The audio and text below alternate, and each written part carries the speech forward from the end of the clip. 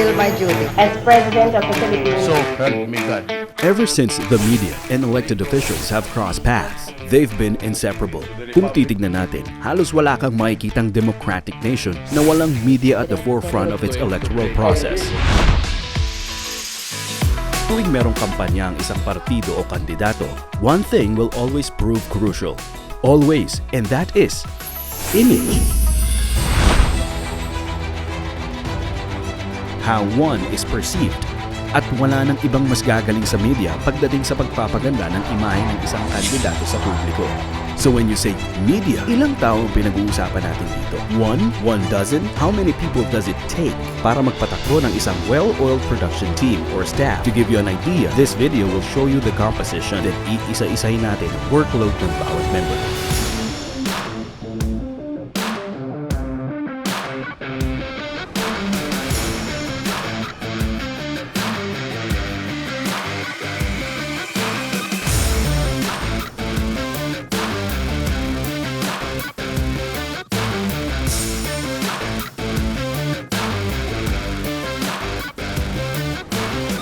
So there you have it. A little more than a dozen, diba? Doble pa yata. But make no mistake, all are equally important. Binabalanse nila ang isa't isa and I'll show you how. Pagdating sa campaign, ang nasa ibabaw ng listahan ay publicist. Ang work ng isang publicist ay paggawa at pag-manage ng publicity mo bilang isang public official. Much like the same work they do for celebrities. Right off the bat, siya ang best friend mo. Kung meron ka din gustong iparating sa iyong mga supporters or contributors, your publicist will handle it. All of this ginagawa niya while handling 4 departments: the media production, social media, communications, and the mainstream departments. Production manager. Big boss ito sa set. He or she plans, coordinates, and controls all manufacturing processes. Kung kailangan mangyari ang isang bagay, siya ang gagawa ng paraan. At the very least, siya ang mag-a-approve ng proseso. Picture an event organizer for a wedding and a marriage counselor in one. Tagapadala ng lahat ng key players under one roof kumbaga. Executive producer. The executive producer, or EP, oversees the producer's work. Hindi parang boss na binabantayan ng mga tao niya, ha? More like overlooking things on behalf of the studio, financiers, distributors, etc. He or she makes sure na ang film or show or campaign, perhaps, sinisigurado niya na ang deadlines ay matatapos on time. And more importantly, pasok sa budget. That's where the executive producer really shines. He or she keeps the ball rolling through good negotiating skills. Director. If the producer oversees the logistics at yung executive producer ang nagmamanage ng budget para tuloy-tuloy lang ang proyekto, ang director naman is in the middle of it all. Gumagawa ng mga creative decisions. He may also have his own vision of where he wants the show or the campaign to go. May direct control siya sa artistic aspect ng project. Sa kanya nakasalalay ang flow, in short. Writer. Siya ang sumulat itong video na pinapanood nyo ngayon. Pretty straightforward itong trabaho na ito. A writer should possess excellent skills sa pagsusulat and oral communications. Samahan niya ng determined attitude, ability na tumanggap ng kritisismo, and that thirst for additional knowledge. And you have a gem that you can add to your entourage anytime, anywhere. Some would argue that they are the beating heart of your party. Who makes your speeches? Sino ang nagbibigay ng flavor and humor and sometimes even wit to those same speeches? They are the men and women at the tip of the proverbial spear, whether it's for the battle on the campaign trail or the podium. Segment producer. The segment producer specializes in managing short segments of a TV program. Ideal sila kung gusto mong makilala ng bansa ang mga members ng iyong partido. Yung kanilang specialty includes scheduling interviews para sa iyong party members. And with the aid of the station's crew, they can make it all seamless viewing experience para sa iyong supporters and contributors, which is the point of their jobs. Social media manager. 21st century na. Almost nobody in the voter-rich urban environment have been left untouched by Facebook, Twitter, or Instagram. Perfect venue para sa inyong political ad campaign. Ang social media manager ang tutulong to increase awareness about your party or any advocacies close to your heart. You can maximize your reach sa iyong voters. Who doesn't want that? And with a good social media manager behind you, achievable ito. Production assistant.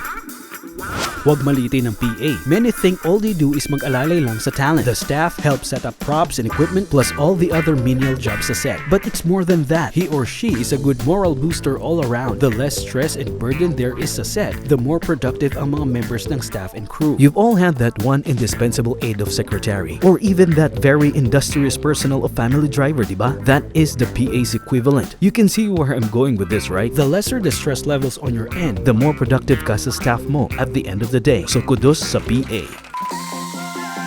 Researcher. You will be familiar with the usage ng researchers sa inyong mga political activities or events, constantly feeding you much needed data para ma-formulate ng team mo ang winning strategy ng inyong kampanya. Saan man kayo sa bansa. If writers are your shock troops, your researchers are their backup. Remember what I said in the beginning about how they balance things out? They also complement each other's work. Cameraman. Kung ang direktor ang may creative vision for the film, show, or campaign, it is the cameraman who makes that vision into reality. Aside from that, eksperto siya sa pag-setup at pag-operate ng iba't ibang equipment. Pati na rin sa planning, preparing, at pag-rehearse ng scenes. You're going to need that cameraman to make your scenes authentic and believable. And that was only the media production department. We've only just scratched the surface. It cannot exist or gawin ang lahat on its own.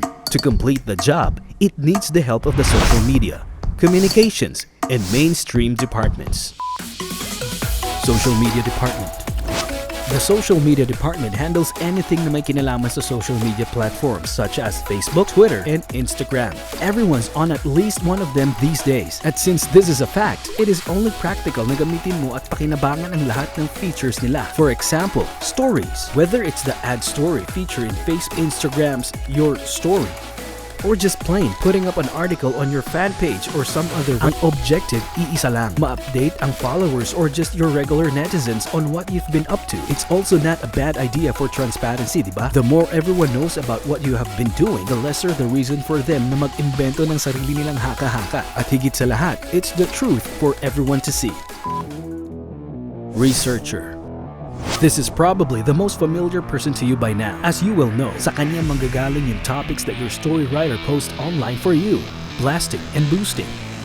Social media blast. Ito ang paraan para ang post mo ay makahakot ng most numbers of followers. Ang pinaka-common example, you see something you don't like or alam mo na mali, you post your comment about it on their Facebook page or fan page and it's going to show up on your friends and followers feed. First, a friend shares your post.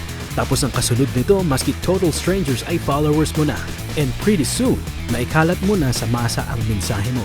Boosting is similar, pero employed as more of a marketing tactic, which also works well in the political arena. Simple ang konsepto. Magpapalagay ka ng iyong paid ads sa timeline ng mga tao na non-followers mo in order for you to gain more exposure for you. Kami na ang bahala na mag-provide ng manpower for your marketing needs. Social media management. Having our social media managers on standby, this should be a walk in the park. With them, pwede namin i-manage ang inyong social media accounts on every platform available. Rest assured, our people can answer every question, handle every comment, and connect you with your followers para makarating sa kanila ang inyong mga mensahe. We can guarantee na kaya namin kayong bigyan ng maximum coverage at exposure sa social media. Communications Department. Our communications department will be more than able to assist you with handling your directory. Location maps specialized para hanapin ang isang specific location, even your schedules, so walang malilate sa mga sponsored events pati fundraisers. We also have staff para tulungan kayo sa inyong accommodations, land and air transportation as required. And if needed be, security for your people as well as additional na research personnel for those out-of-the-way venues for your events.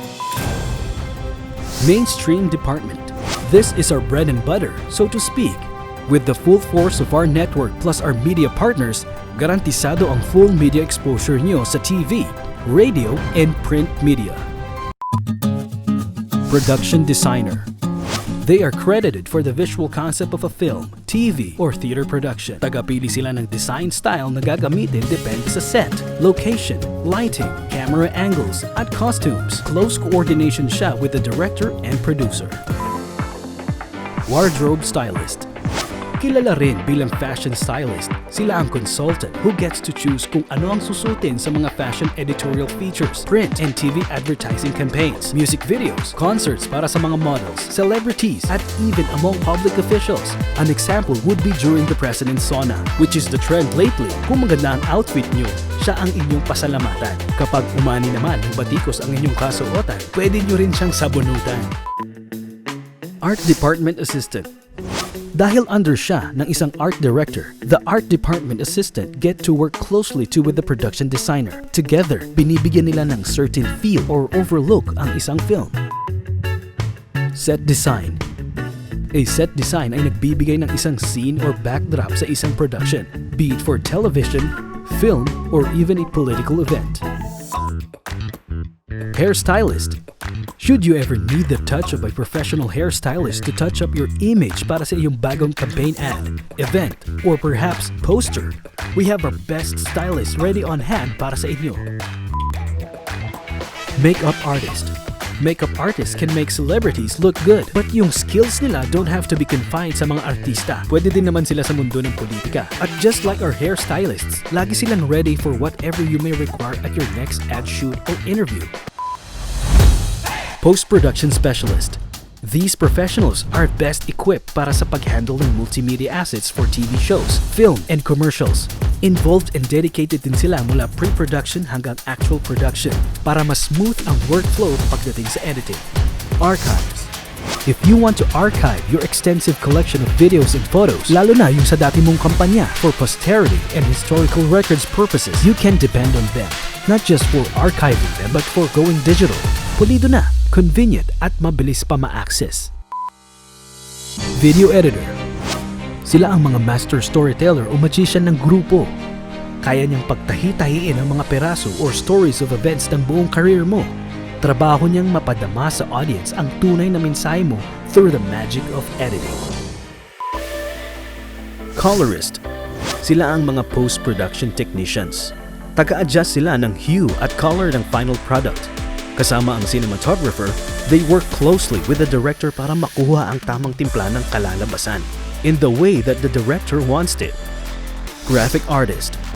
Taga-disenyo siya ng graphics for magazines, labels, posters, at signages. Part of the job na din ang pakikipag-meet with potential clients to assess their requirements. Matutulungan niya kayo to strategize on concepts and graphics for your campaign materials at pati ang inyong website kung kinakailangan. Audio engineer. Responsibilities ng audio engineer ang paglinis at pag-regulate ng quality ng audio recordings para mas malinaw ito. Achieved ito through their close collaboration with the producers, performers, and of course the client. Musical scorer. Trabaho niya ang pagpili ng existing ng mga kanta para sa movies, TV shows, pati pa nga ang video games. And oh, guess what? Political events and venues. At hindi nyo na itatanong, sila din ang madalas gumagawa ng campaign songs para sa mga kandidato. What a delightful surprise! You can never underestimate what effect a good musical scorer has on the audience's emotions. We must all remember that. Voice-over talent. We all know the best voice-over artists, Morgan Freeman. Man without a care or worry in the world. And James Earl Jones, aka Darth Vader. I am your father. At para mas common, si Big Brother na lang po. Magandang araw, Dara. Gumagawa rin sila ng mga boses for animated films, features, documentaries, and video games. Pero sa ngayon, ako po ang bida. Opo, ako po ang naririnig nyo.